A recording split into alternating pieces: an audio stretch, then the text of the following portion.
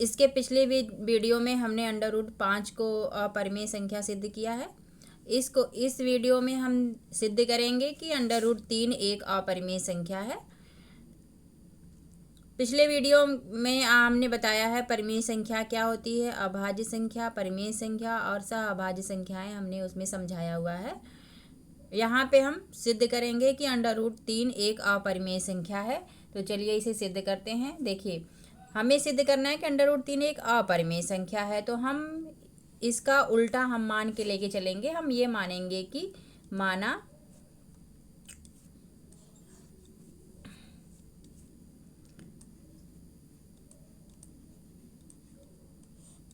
Solution इसका है, माना अंडर रूट 3 एक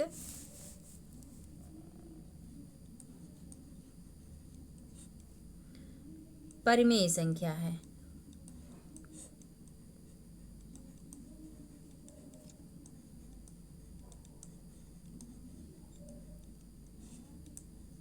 ठीक है, हमने क्या मान लिया, माना कि यह एक परिमेय संख्या है, अर्थात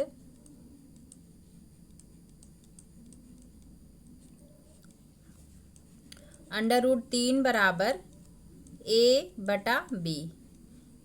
इस रूप में इसको लिखा जा सकता है, क्योंकि यह एक परिमेय संख्या हमने मान लिया है, तो अर्थात इसे a/b के रूप में लिखा जा सकता है, जहां a और b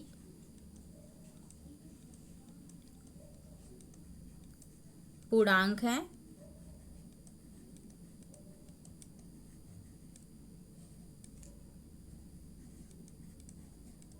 तथा b is not equal to 0।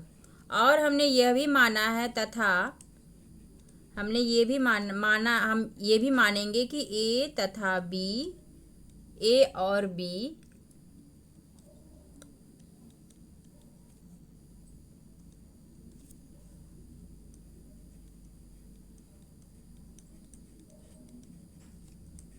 सह अभाज्य संख्याएं हैं।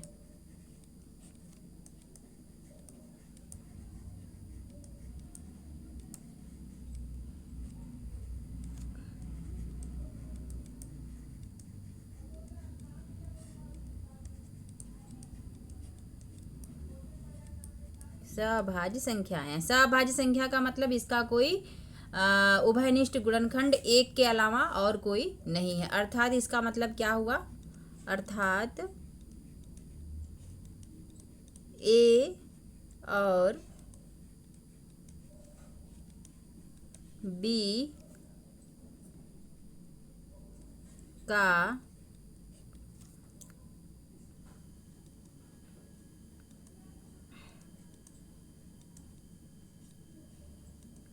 उभयनिष्ठ गुणनखंड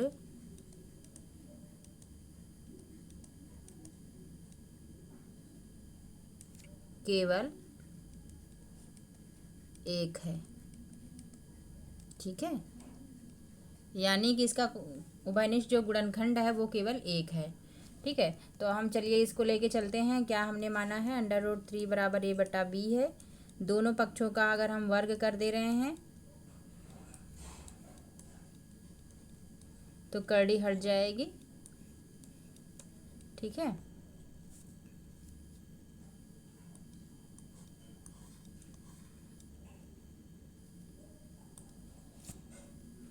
यहाँ पे इसका वर्ग करेंगे तो आ जाएगा 3 बराबर a²/b², या 3b² बराबर a²।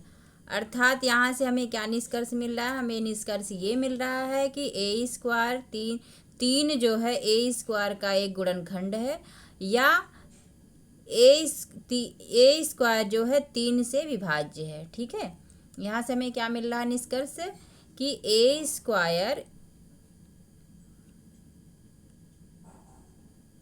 3 से विभाजित है,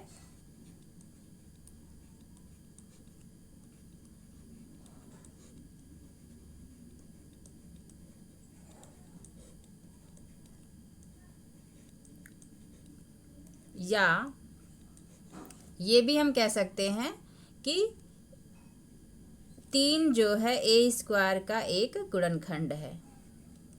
दोनों में से आप कुछ भी लिख सकते हैं, दोनों में से एक ही लिखिएगा।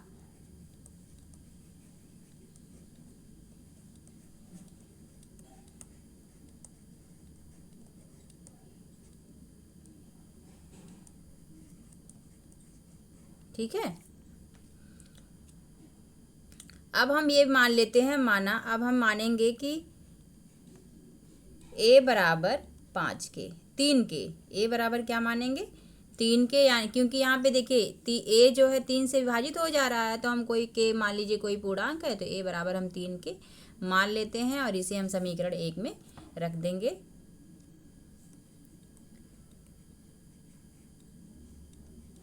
समीकरण 1 में रखने पर, ठीक है, a बराबर 3 के समीकरण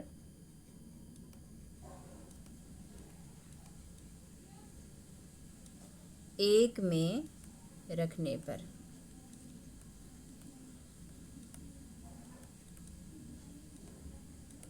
बिल्कुल जैसे पिछली वीडियो में हमने √5 को प्रूफ किया है कि यह एक अपरिमेय संख्या, उसी तरह से सेम वही चीज़ यहाँ पर भी लगेगी। यहाँ पे हमें क्या प्रूफ करना है कि √3, एक सारी प्रोसेस वही रहेंगी। ठीक है, अब हम यहाँ पे समीकरण 1 में अगर हम रख दिए तो 3b² बराबर 3k का होल स्क्वायर होगा, क्योंकि यहाँ पे a² है, या 3b² बराबर 9k²। ठीक है, ये 3 से 3 कैंसिल हो गया, यानी कि b² बराबर आ गया 3k²। यहाँ से हमें क्या मिल रहा है कि b² 3 से विभाज्य है, या हम ये भी लिख सकते हैं,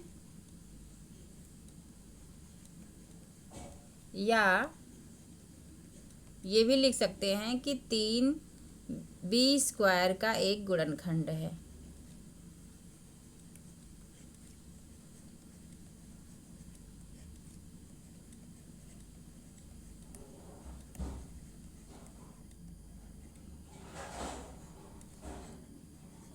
ठीक है, अच्छा देखिए, हमको समीकरण 1 और 2 से क्या मिला है, हमको ये मिला है कि 3 जो है a² का भी एक गुणनखंड है, और 3 जो है b² का भी एक गुणनखंड है। ठीक है, हमें ये मिला है कि जो है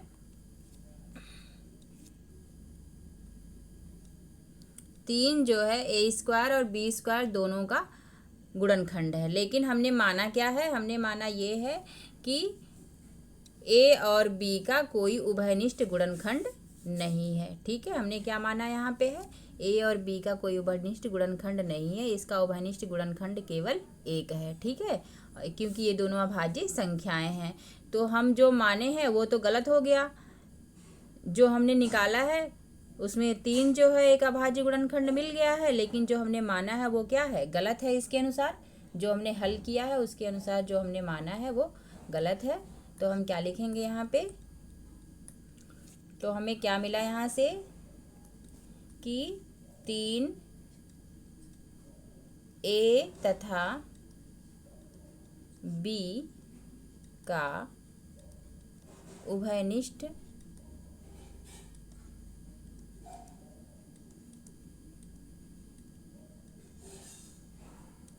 गुणनखंड है,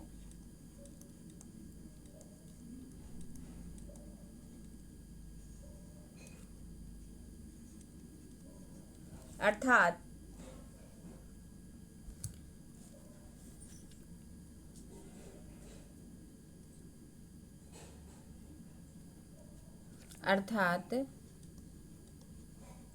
हमने जो माना है वो क्या है, गलत है।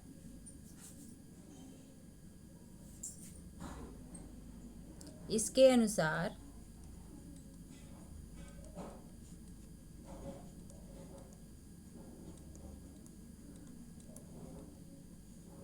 इसको हमारी अवधारणा भी लिख सकते हैं, या हमने जो माना है वो क्या है, इनके अनुसार हमारा मानना गलत है। अपने भाषा में लिखेंगे, हमारा मानना गलत है या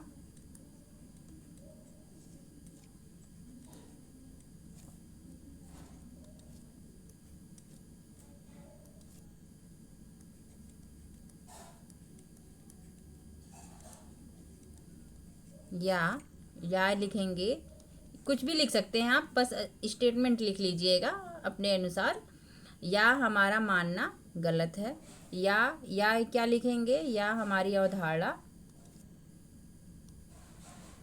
या समीकरण 1 तथा 2 के अनुसार हमारी अवधारणा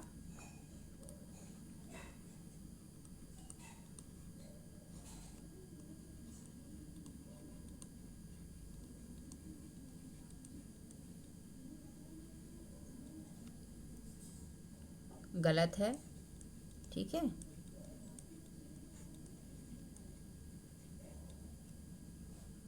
अर्थात क्योंकि हमारा अवधारणा क्यों गलत है, क्योंकि ए और बी का एक के अलावा उभयनिष्ठ गुणनखंड हो सकता है।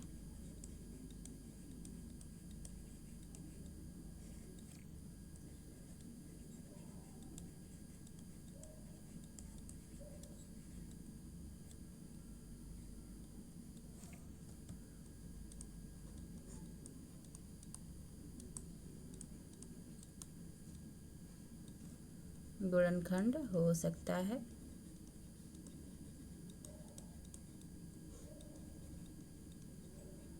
अर्थात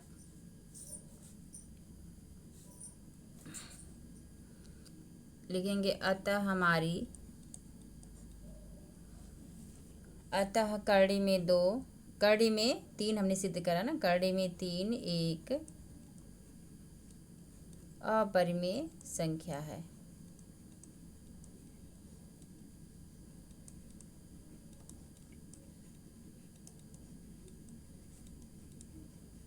देखिए हमने क्या क्या माना था, अगर देखिए ए और बी का एक सहअभाज्य गुणनखंड ये नहीं है, ये सहअभाज्य संख्याएं नहीं है ए एंड बी, इसका जो है एक गुणनखंड और है, एक के अलावा इसका एक 3 भी गुणनखंड है। और हमने ये भी माना था, हमारी अवधारणा गलत इसलिए है क्योंकि हमने ये भी माना था कि हमारा जो ये करड़ी में 3 जो है एक परिमेय संख्या है।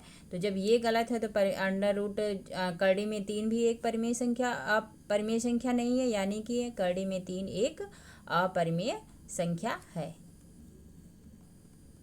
ठीक है, बिल्कुल पिछले वीडियो की तरह से है। और अगर आप मेरा वीडियो आप लोगों को अच्छा लगे तो लाइक और सब्सक्राइब कर दीजिएगा। धन्यवाद।